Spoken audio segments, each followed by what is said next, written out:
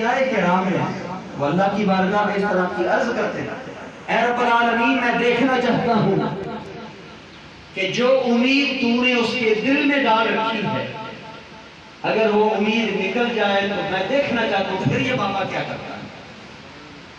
اللہ پاک کا امر ہی ہونا ہے، اللہ پاک کا امر ہوا، اللہ پاک نے جب امر فرمایا تو بابے کے دل سے امید ہٹی، تو بابے نے کئی عہدے مارے، مار بولا اللہ راضی کی،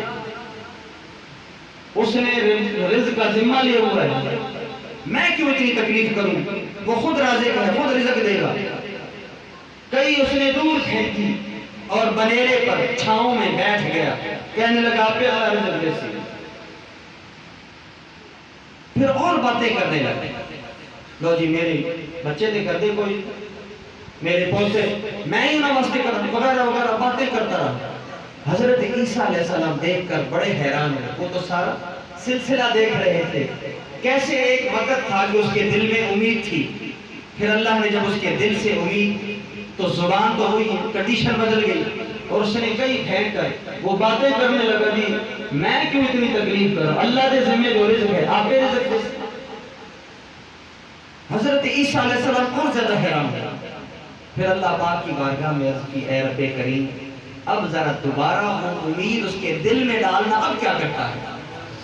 اللہ پاک کا امر ہوا، پھر اللہ نے وہ امید اس کے دل میں جب ڈالی تو بابا حرکت میں آیا، بابا کھڑا ہو گیا، اللہ جی کرنا نہیں، کمانا نہیں، دکھانا کتنا، اگر میں محنت نہیں کروں گا تو کھاؤں گا کہاں سے۔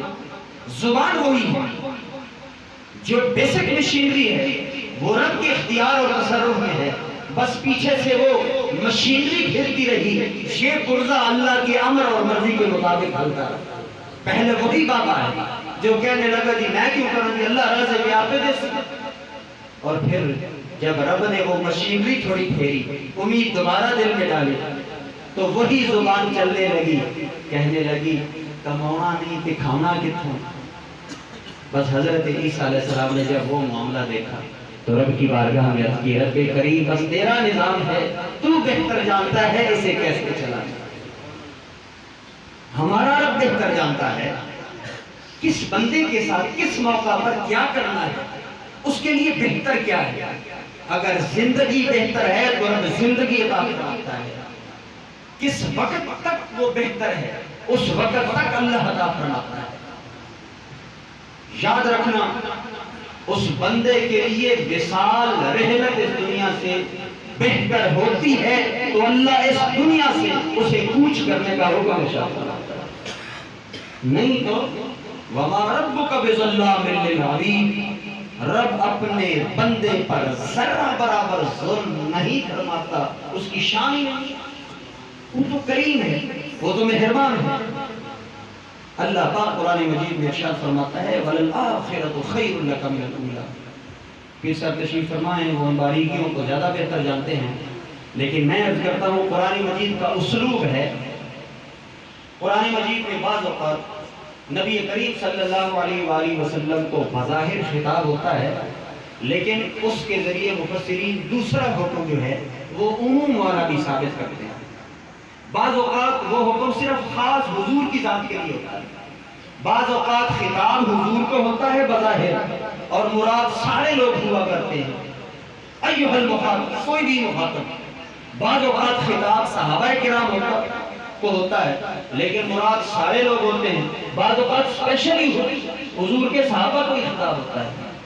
وَلَلْآخِرَةُ خَيْرٌ لَكَ مِنَ الْأُولَىٰ، یہ پوری صورت اسپیشلی حضور کی ذات حضور کی شان میں نازل ہوئی ہے، لیکن بعض مفسرین نے وَلَلْآخِرَةُ خَيْرٌ لَكَ مِنَ الْأُولَىٰ میں یہ بھی ارشاد فرمایا ہے کہ بظاہر حضور کی ذات کے درجات تو بلند ہوتے ہی رہتے ہیں، حضور کی ذات کا حضور کے معاملے میں حضور کے لیے ہر آنے والی گھڑی جو ہے حضور کے درجات مزید سے مزید بلند ہوتے ہی رہتے ہیں، وہ تو الگ معاملہ ہے۔ لیکن اس معاملے میں اللہ پاک فرماتا ہے اے میرے مخاطب بندہ مومن، میں تمہارے ہر آنے والی گھڑی کو تمہارے لیے بہتر بنا دوں، اب تمہاری زندگی تمہارے لیے بہتر ہے تو اس وقت تک ہے جب تک میں چاہوں. اگر تمہارے لیے اگلا لمحہ بہتر ہو اس جہان کا تو اس جہان سے میں تمہیں کوچ کرنے کا آرڈر فرماتا ہوں تو وہ بہتر ہوگا تمہارے لیے. اس موقع کے لیے اسرائیلیات میں سے مواقع اہل علم مفسرین نے بہت زیادہ مفسرین نے اپنی تفاسیر میں درج فرمایا ہے. آپ نے نام سنا ہوگا سیدنا ذوالقرنین، قرآن مجید میں بھی ان کا تذکرہ ہے. آخری واقعہ بیان کر کے اجازت لیتا ہوں. حضرت سیدنا ذوالقرنین ایسے لوگوں میں سے ہوا جنہوں نے پوری دنیا پر حکمرانی کی. 4 ایسے افراد ہیں جنہوں نے پوری دنیا پر حکمرانی کی، 2 کفار سے اور 2 مسلمانوں سے. کفار میں سے نمرود اور شداد، اور مسلمانوں میں سے اللہ کے پیغمبر اور نبی حضرت سلیمان علیہ السلام اور سیدنا ذوالقرنین علیہ السلام. ان کے بارے میں اختلاف ہے، نبی ہیں یا نبی نہیں، وہ الگ معاملہ ہے. لیکن سیدنا ذوالقرنین کے بارے میں کہا جاتا ہے کہ انہوں نے پوری دنیا فتح کی. طاقت، فوج، دولت، ہر شے وافر تھی. ان کو ایک بار سوچ آئی جب اتنا سب کچھ ہے تو کیوں نہ آب حیات کو تلاش کیا جائے تاکہ زندگی کا دورانیہ جو ہے وہ لمبا ہو جائے. آب حیات کے بارے میں مشہور ہے کہ جو آب حیات سے، آب میں نہ پانی، حیات میں نہ زندگی، یعنی زندگی دینے والا پانی. کہا جاتا ہے کہ وہ ایسا پانی ہے جو ایک گھونٹ پی لے وہ قیامت تک زندہ رہے گا. حضرت سیدنا ذوالقرنین نے اللہ کی بارگاہ میں فریاد کی تو اللہ پاک کے فضل سے وہ تلاش کرتے کرتے کرتے آب حیات کے چشمہ پر پہنچے. جب آب حیات کے چشمہ پر پہنچے تو بڑے خوش ہوئے. اس چشمہ کے گرد جو پیالہ برتن جو بھی تھا وہ بھرا. جیسے ہی وہ بھرا انہیں کرہنے کی، جب کسی آدمی کو درد تکلیف ہو تو منہ سے ایک آواز نکلتی ہے سسکنے کی، درد اور کرب کی ایک آواز نکلتی ہے. جب انہوں نے آواز سنی کہ کوئی درد اور تکلیف میں چیخ رہا ہے، آوازیں نکال رہا ہے، تو آپ متوجہ ہوئے، دیکھا کہ کافی سارے لوگ 2 3 4 5 6 جتنے بھی تھے وہ اس آب حیات کے گرد آہو بکا کر رہے ہیں. معمولی معمولی آوازیں ان کی درد والی، یعنی ویسے ختم ہو چکے تھے، صرف زندگی کا نام تھا، ان کے منہوں سے نکل رہی ہے. تو انہوں نے جلدی جلدی پیالہ کہ آب حیات کے کنارے یہ سارے لوگ تڑپ رہے ہیں، پیالہ پی لو. تو ایک پیالہ بھر کر کسی مرنے جو درد میں تکلیف میں تھا ان کے آگے کیا، یہ پی لو تاکہ تم صحت مند ہو جاؤ. تو جب پیالہ آگے بڑھایا تو اس کرہنے والے شخص نے سیدنا ذوالقرنین کی بارگاہ میں عرض کی، حضور اس پیالے کی تو ساری مصیبت ہے، ہم نے یہ مصیبت خود مول لی ہے. اسی پیالہ پینے میں تو اللہ نے ہمیں اس آزمائش میں مبتلا کیا، نہ ہم یہ پیتے اور نہ یہ ہمارا حال ہوتا. اب پی تو بیٹھے ہیں ہم پیالہ آب حیات کا. اب اللہ کے اس معاملے کے مطابق قیامت تک کی زندگی ہے. اب ہم چاہتے ہیں کہ مر جائیں لیکن مر نہیں سکتے. جسم کا گوشت گل سڑ گیا، ہڈیاں چور چور ہیں، کسی حال میں نہیں ہیں وہ، اور اللہ سے موت کی فریاد کر رہے تھے سارے لوگ. حضرت سیدنا ذوالقرنین نے جب دیکھا کہ اوہو میں اللہ کی فطرت کے خلاف کرنے جا رہا ہوں، اللہ نے جو موت و حیات کا نظام بنایا ہے تو میں بہتر جانتا ہوں کہ اللہ بہتر جانتا ہے.